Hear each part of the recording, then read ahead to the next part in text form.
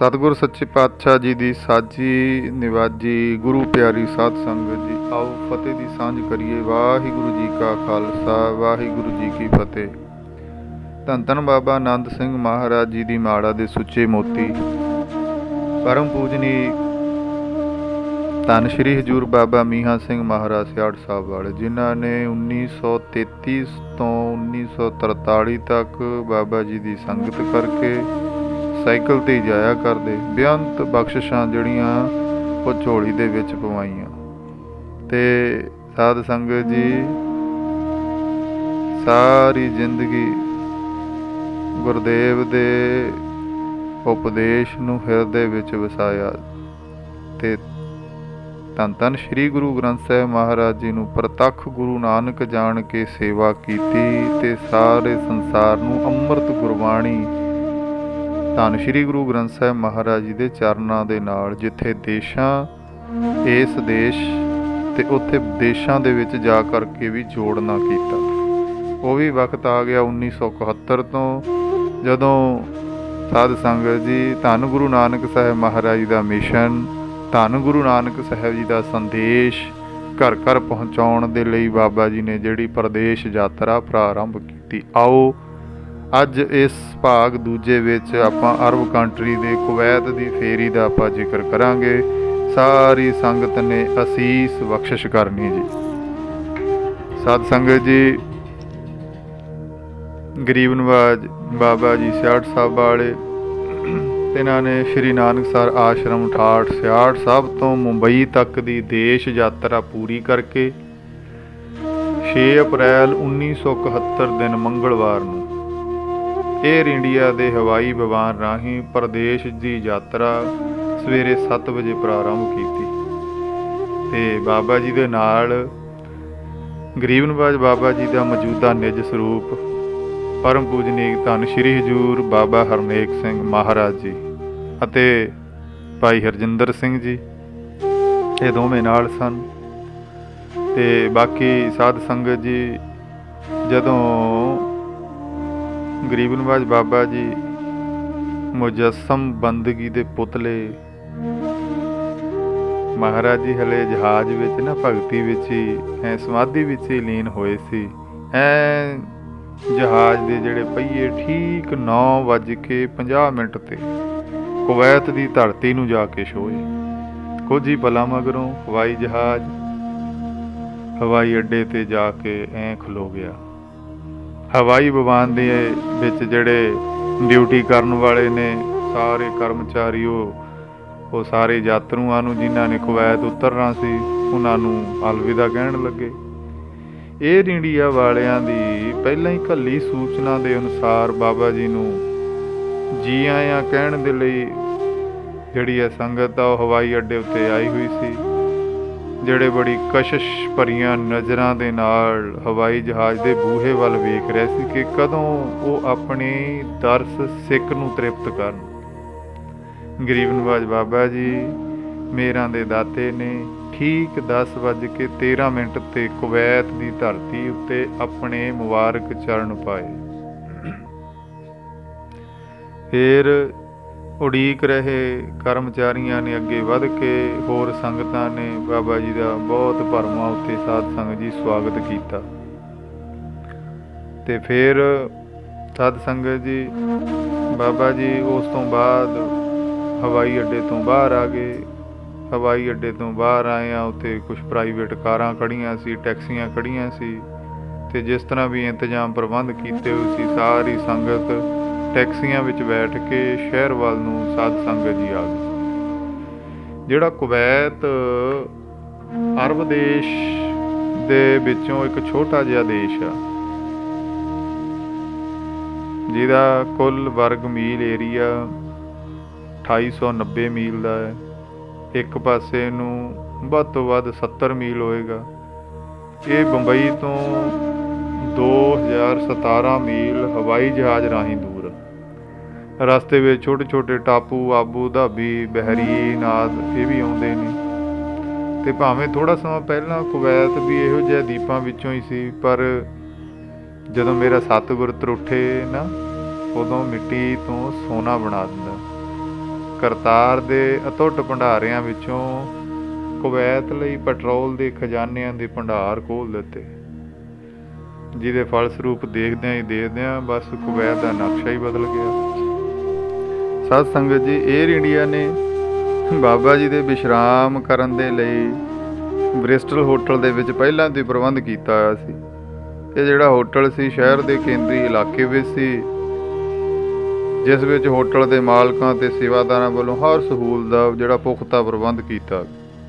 ਪਰ ਗਰੀਬ ਨਿਵਾਜ ਬਾਬਾ ਜੀ ਸਾਰੀ ਸੰਗਤ ਭਲੀ ਭਾਂਤ ਜਾਣਦੀ ਹੈ, ਜਿਸ ਤਰ੍ਹਾਂ ਆਪਣੇ ਅਮੋਲਕ ਬਚਨਾਂ ਵਿੱਚ ਬਹਿੰਗਮ ਸ਼ਬਦ ਦੇ ਅਰਥ ਸਮਝਾਇਆ ਕਰਦੇ ਕਿ ਭਾਈ ਬਹਿੰਗਮ ਆਜ਼ਾਦ ਉੜਦੇ ਪੰਛੀ ਨੂੰ ਕਹਿੰਦੇ ਨੇ। ਪਿੰਜਰਾ ਭਾਵੇਂ ਕਿੰਨਾ ਵੀ ਸੋਹਣਾ, ਭਾਵੇਂ ਸੋਨੇ ਦਾ ਹੀ ਕਿਉਂ ਨਾ ਬਣਿਆ ਹੋਵੇ, ਤੇ ਜੋ ਆਨੰਦ ਪੰਛੀ ਨੂੰ ਆਜ਼ਾਦੀ ਵਿੱਚ ਆ ਉਹ ਪਿੰਜਰੇ ਵਿੱਚ ਨਹੀਂ।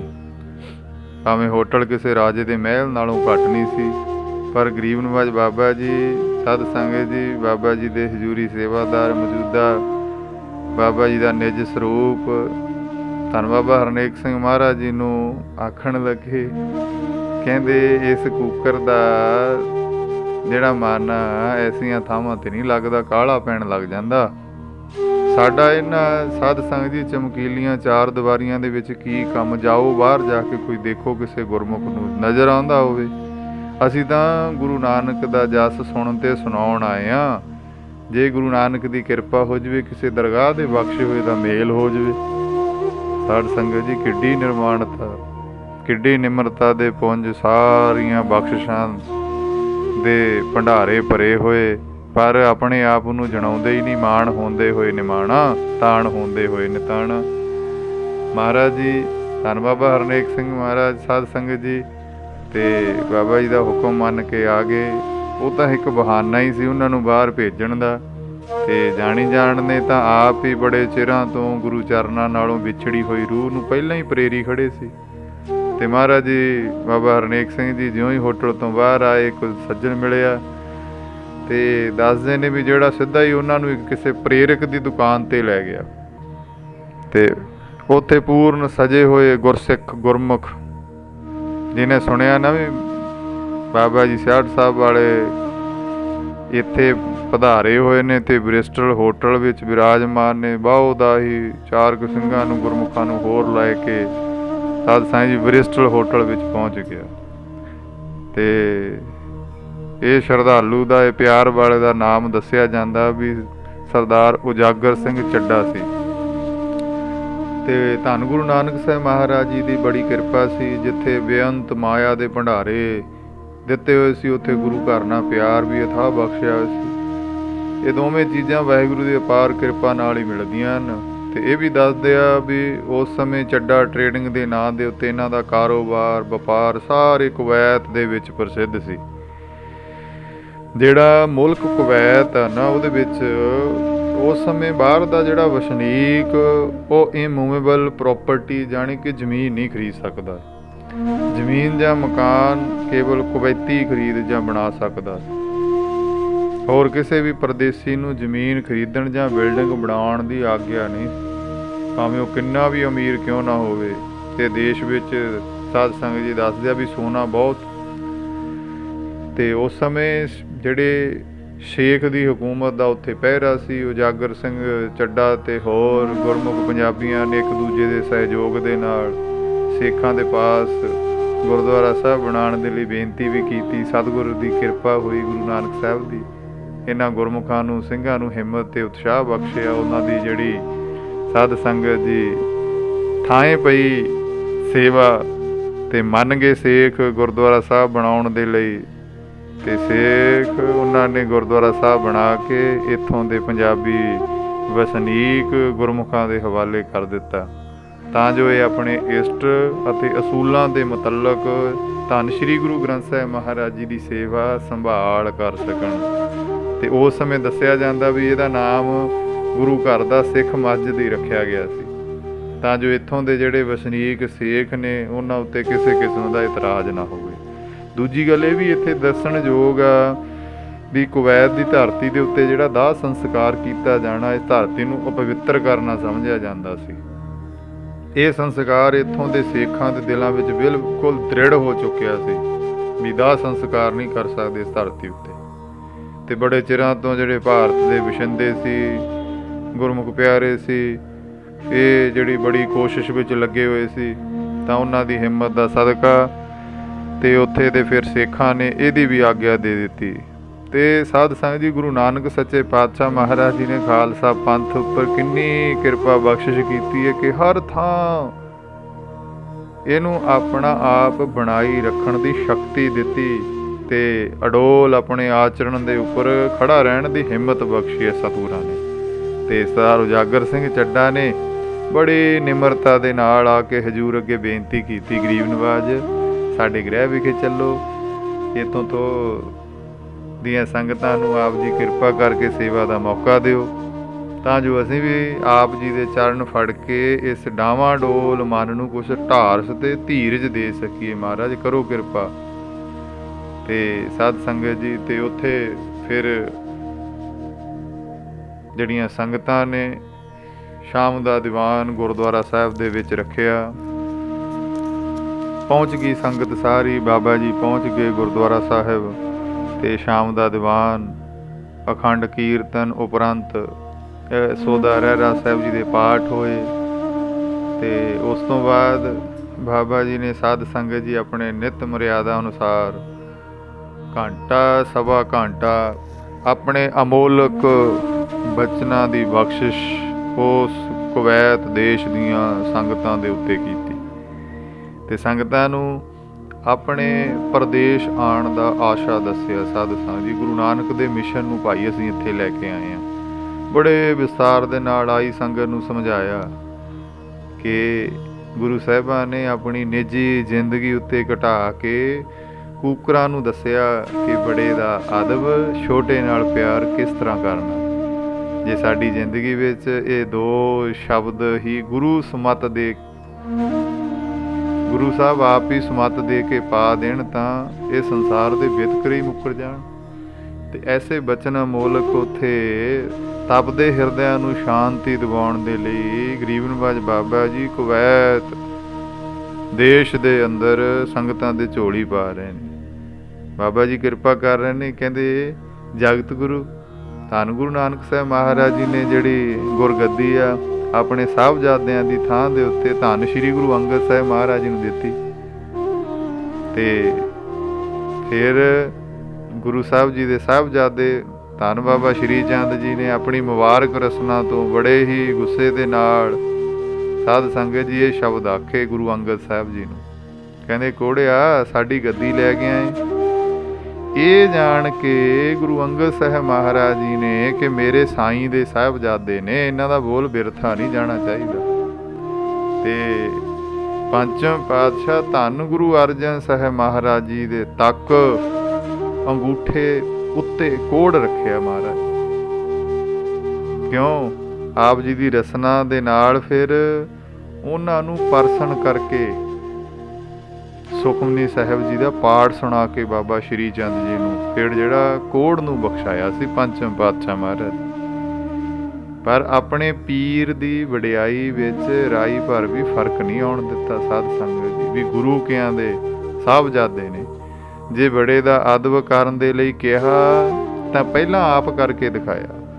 ਸਾਰੇ ਸੰਸਾਰ ਦੇ ਦੁੱਖ ਦੂਰ ਕਰਨ ਵਾਲੇ ਤੇ ਦੋਹੀਂ ਅੱਤੀ ਦਾਤਾਂ ਲੁਟਾਉਣ ਵਾਲੇ ਸਤਿਗੁਰਾਂ ਲਈ ਰੋਗ ਦੀ ਨਿਵਰਤੀ ਕੋਈ ਵੱਡੀ ਗੱਲ ਨਹੀਂ ਸੀ, ਪਰ ਕੇਵਲ ਆਪਣੇ ਸਾਈਂ ਦਾ ਸਤਿਕਾਰ ਕਰਨਾ ਸਿਖਾਉਣ ਲਈ ਇਹ ਦੀਰਘ ਰੋਗ ਅਪਣਾਇਆ। ਜੇ ਛੋਟੇ ਨਾਲ ਪਿਆਰ ਕਰਨ ਦੀ ਜਾਚ ਸਿਖਾਈ ਤਾਂ ਆਪਣਾ ਸਿਰ ਦੇ ਕੇ ਸਰਵੰਸ ਵਾਰ ਕੇ